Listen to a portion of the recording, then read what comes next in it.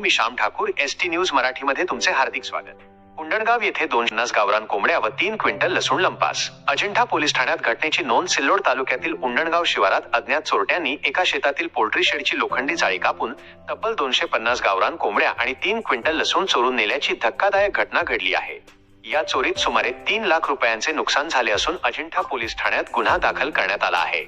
उंडणगाव शिवारातील शेतकरी दगडूबा पांडुरंग धनवई यांनी मोठ्या मेहनतीने शेतात पोल्ट्री शेड उभारून 250 गावरान कोंबड्यांचे संगोपन केले होते। तसेच विक्रीसाठी ठेवलेला 3 क्विंटल लसूण ही शेडमध्ये साठवून ठेवला होता।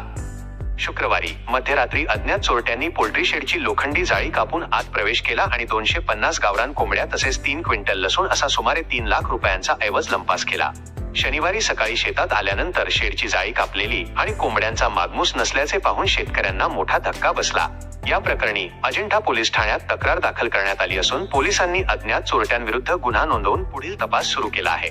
महागाईच्या काळात शेतकऱ्यांच्या मेहनतीवरच चोरट्यांनी डल्ला मारल्याने परिसरात तीव्र संतापाचे वातावरण असून आरोपींना तातडीने अटक करण्याची मागणी ग्रामस्थांकडून करण्यात येत आहे। एसटी न्यूज प्रतिनिधी श्याम ठाकूर, छत्रपती संभाजीनगर, सिल्लोड।